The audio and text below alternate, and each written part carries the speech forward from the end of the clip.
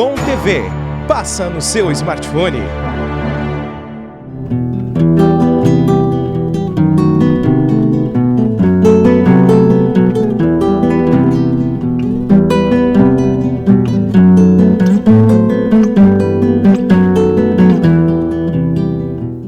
Buenas gaúchos e gaúchas que fazem parte deste povo, cuja identidade é peculiar e por isso respeitam suas raízes e as cultivam com muito orgulho. E hoje estamos faceiros por demais, como o peão que arranjou um camote, uma namorada fina flor de guria, e recebeu a permissão dos pais para visitar em casa, cheio de sorrisos frouxos, assobiando coplitas de músicas enamoradas. Pense na faceirice do peão. É o mesmo que sentimos. Uma alegria ansiosa para apresentarmos mais um Prosa de Galpão pela Bitcom TV. Como disse no introito, somos um povo de identidade forte e fazemos muita questão, como se diz lá no campo, de mostrar e provar as nossas origens e nossos usos e costumes.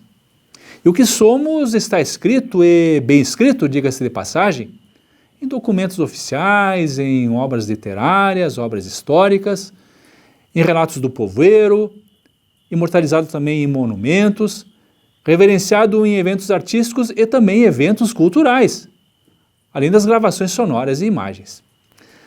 Valorizar o pesquisador e o historiador, esse último, considerado o tabelião dos tempos, é muito importante para mantermos vivos os alicerces da nossa identidade. Mas ainda é necessário que os professores nos ajudem nesse trabalho, nessa faina, que nunca terá um epílogo, para ajudar-nos a disseminar esses legados aos mais jovens, preparando as novas gerações para darem continuidade histórica, dos seus antepassados. O professor, entendemos, além de orientar, tem a missão de criar significados aos seus alunos, também de contextualizar os conhecimentos.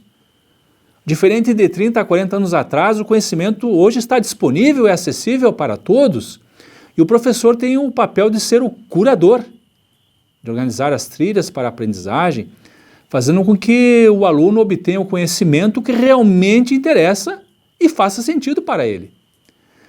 Educar o ser pensante é o que precisamos, senão as novas gerações vão absorver o que a manipuladora mídia e os grupos de interesse arquitetam para seus objetivos comerciais e até nefastos.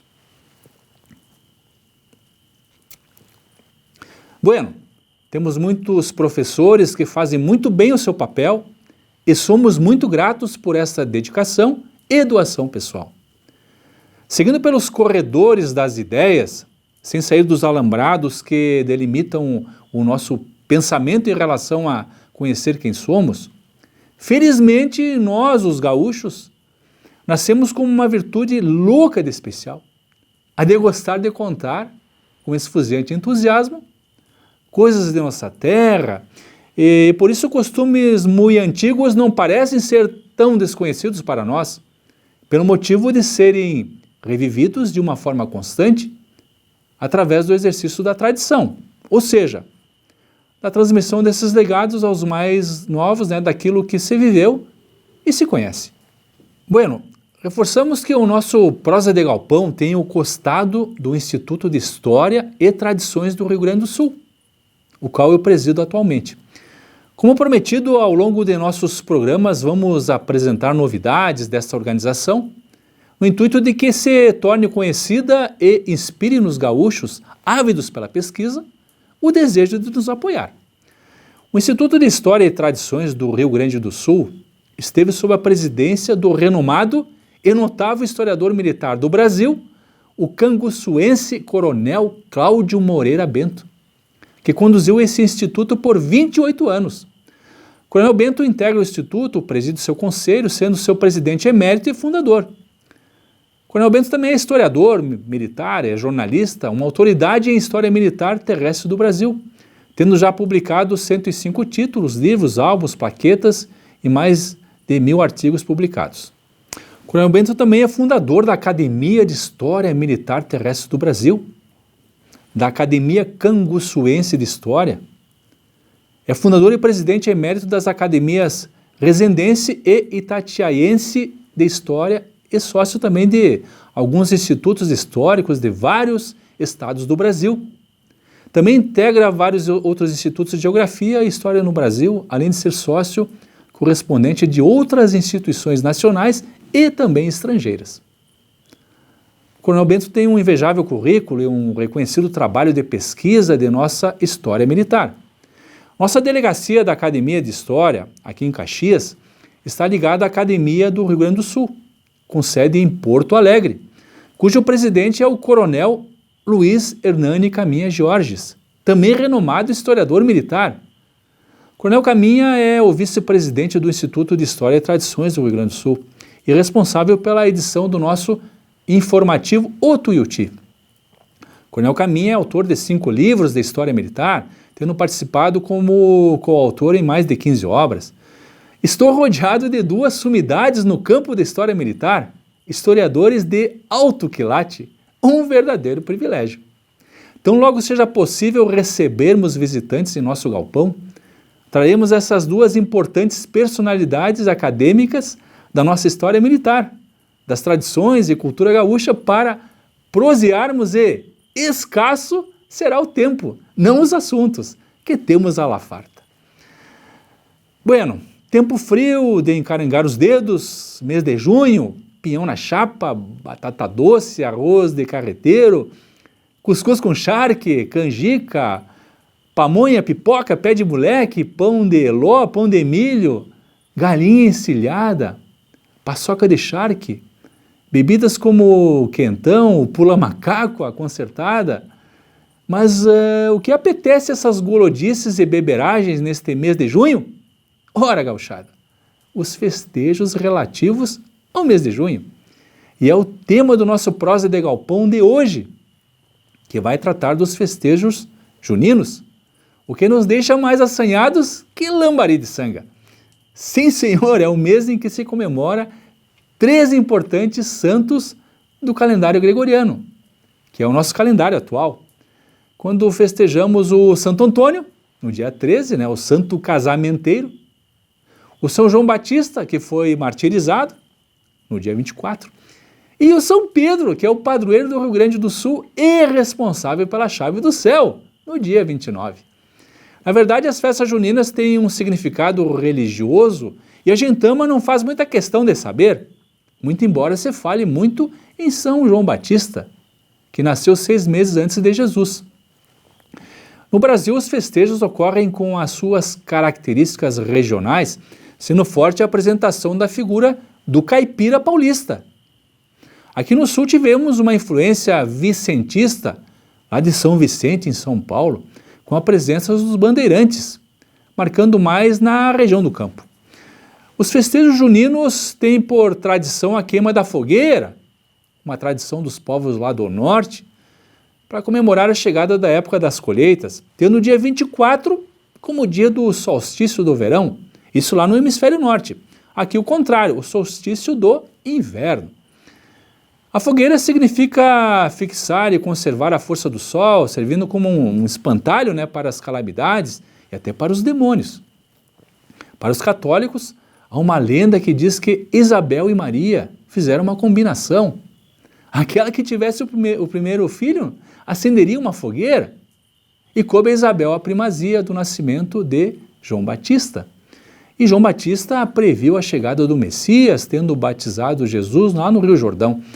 João Batista é o maior dos profetas, porque anunciou a chegada do Cordeiro de Deus, que tira o pecado do mundo.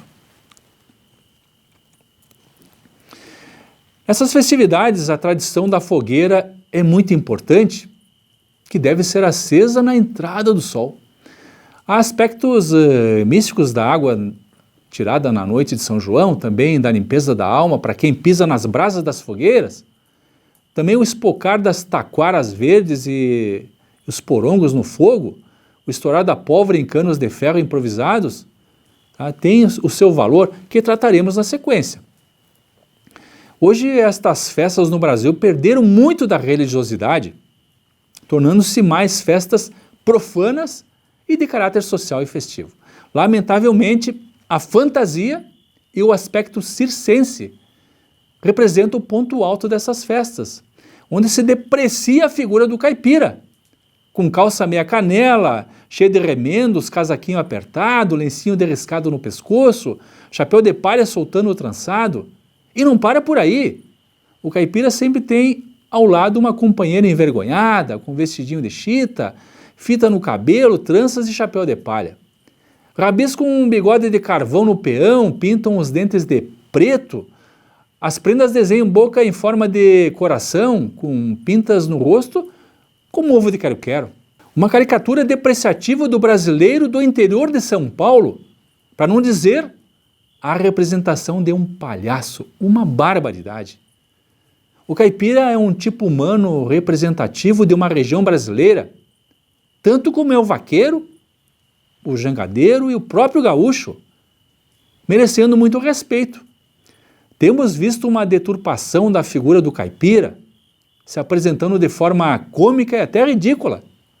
A imaginação jocosa, desatenciosa e até a falta de conhecimento do povo o faz parecer um verdadeiro palhaço nessas festas. É um verdadeiro carnaval fora de época, o que chateia os pesquisadores, os historiadores e folcloristas ao assistirem a essas manifestações equivocadas. Na verdade, essas figuras não representam o verdadeiro caipira que vive na roça. Porque o caipira paulista, que querem representar nas festas juninas, não é esse tipo ridículo que as festas mostram.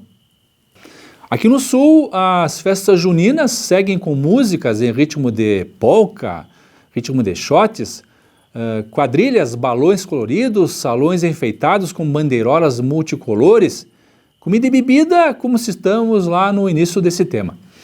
A abordagem que estamos fazendo é para esclarecer o anacronismo existente, principalmente nos meios educacionais, onde os professores anunciam para os alunos uma festa junina gaúcha, mas, detalhe, que todos venham a caipira. Isso é um contrassenso. Estas instruções são mais comuns com os educadores dos bancos escolares infantis. Daí se vê as crianças fantasiadas de caipiras, dançando temas gaúchos como o pezinho, o maçanico e outras mais. Muitos ainda não entenderam que nós, os gaúchos, temos a nossa indumentária histórica, que são a bombacha, o lenço, as botas e os vestidos das prendas. É com a pilcha gaúcha sem remendos grosseiros e sem caricaturas que vamos festejar o mês de junho. Sem fantasias de outros tipos, tentando imitar os caipiras paulistas, ridicularizando seus costumes. Falta de fontes para estudar nossos costumes? Fontes e recursos temos a Bosch. Falta de vontade? Acho que não. Desejo de deturpar a cultura gaúcha? Não quero acreditar. Mas deixemos que seja por falta de tempo para estudar os costumes da estância de São Pedro. Não existe festa caipira dentro dos CTGs. Ou melhor, não deveria existir. Mas para a tristeza e decepção dos tradicionalistas de pura cepa, elas existem.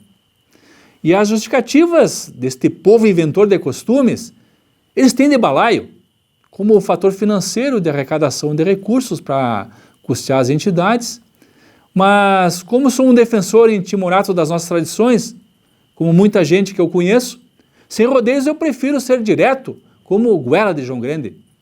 Essas entidades que fazem essas festas caipiras, alheias às nossas tradições, não devem ter departamentos culturais e, se os possuem, são despreparados, porque não estudam. Também é inaceitável a falha do patrão do CTG, que esquece que o movimento tradicionalista foi criado para cultuar as tradições gaúchas, afastando movimentos que são contrários à nossa cultura. Festa caipira não faz parte das tradições gaúchas e as permite. Falha também do conselheiro do MTG, que não fiscaliza os CTGs. Uma barbaridade. Isso me deixa por demais bravo como lexiguana chicoteada por rabo de lagarto. Não posso aceitar essas permissividades dentro dos templos de culto à tradição gaúcha, que são os CTGs, quanto menos na instrução de nossas crianças nas escolas, com caricaturas de caipiras, que aconteçam as festas caipiras nas sociedades, e também nas escolas, mas que se apresente o caipira decentemente e não como uma figura cômica. E nos CTGs, que se prime pela festividade com as pilchas gaúchas, pois a entidade define o que se cultua num galpão no CTG, tradições gaúchas, apenas mente. Bueno, é mais fácil inventar do que pesquisar o que é correto, mas voltando às festividades, as comunidades do interior do Rio Grande do Sul, que ainda mantêm festas em comemoração aos santos padroeiros das localidades, mantendo as tradições dos antepassados, sem invenções, com muito churrasco, arroz de carreteiro, leilões nos salões paroquiais, também com muitas doações dos paroquianos. Nessas festas há figuras importantes que o poveiro não se furta de se candidatar por ser, naturalmente, destaque nessas festas. Vamos então apresentar os elementos de uma festa em homenagem a um santo padroeiro.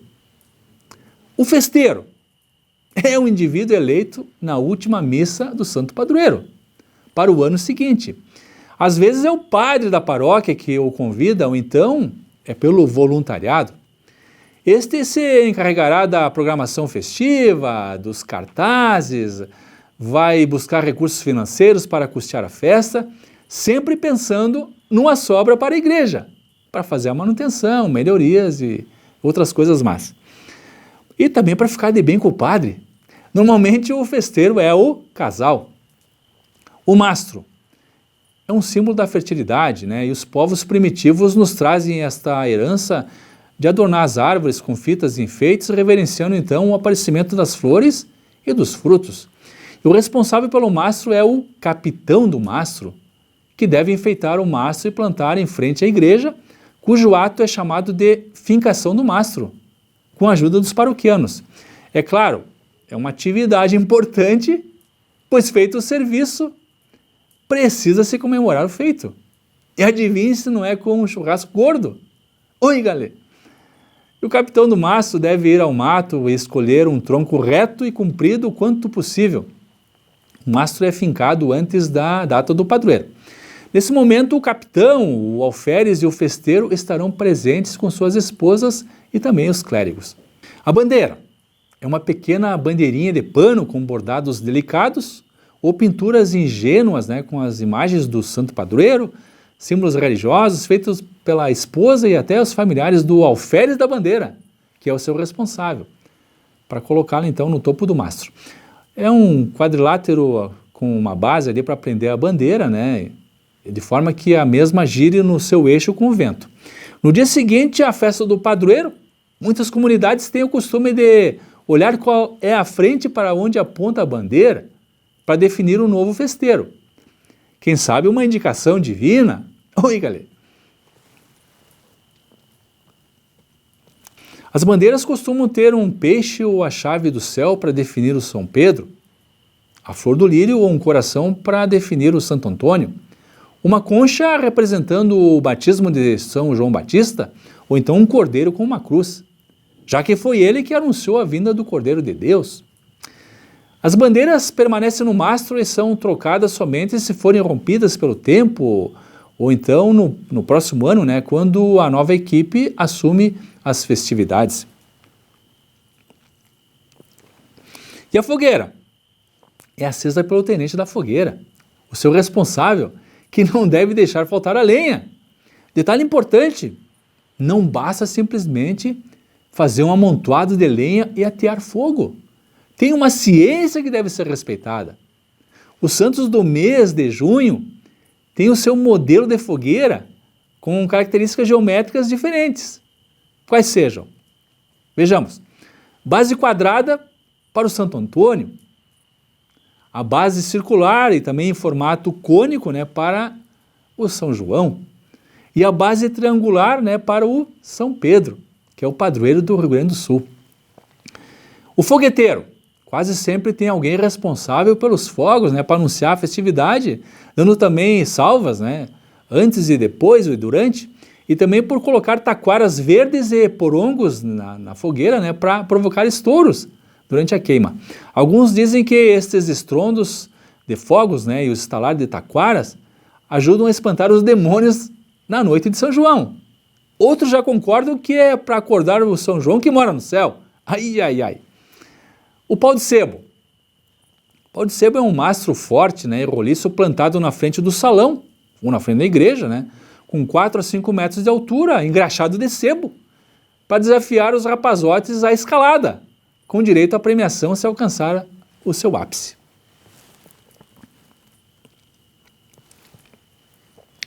Mesmo com cargos que denotam funções militares, né, como capitão ou alferes, os responsáveis não usam indumentária diferente, e sim a pilcha gaúcha.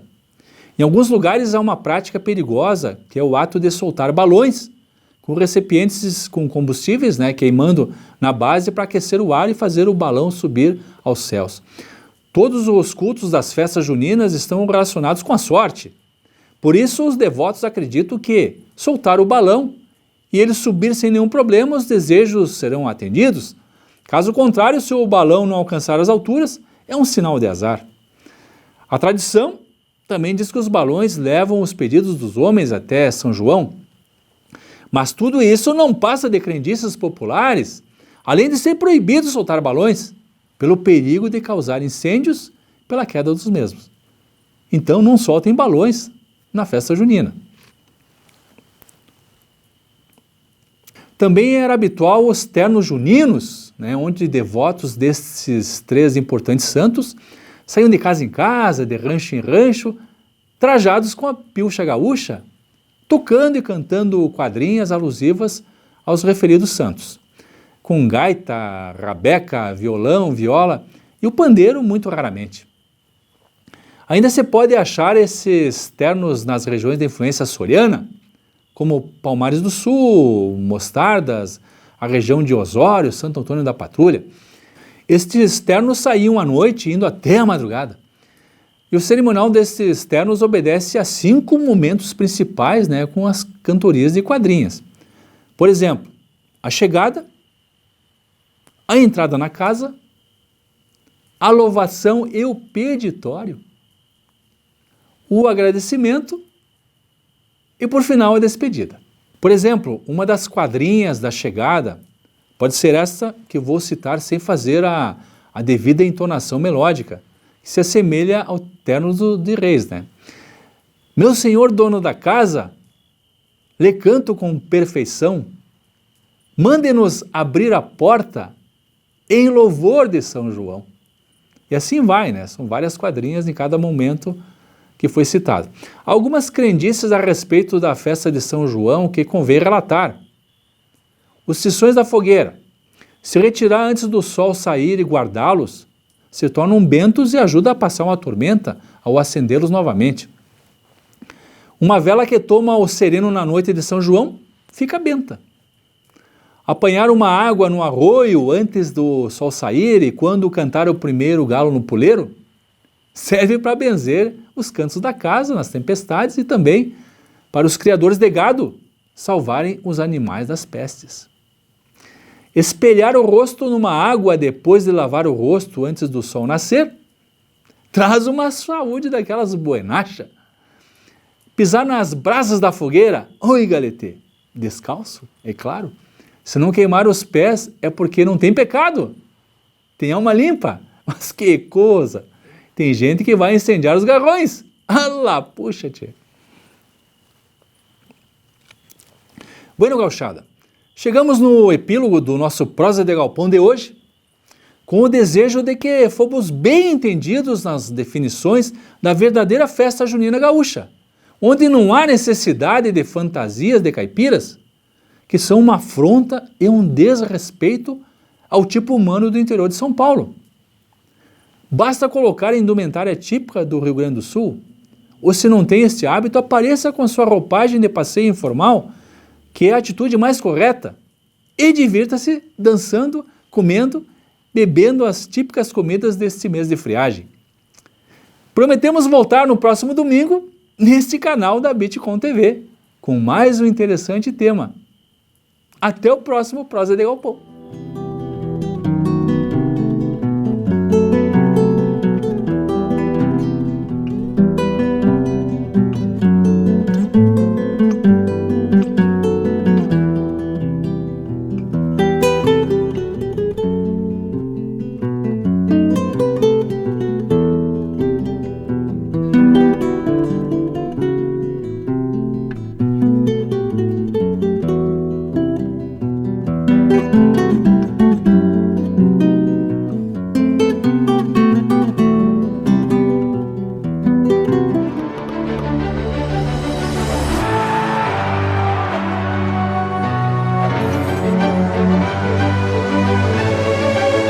Bitcom TV.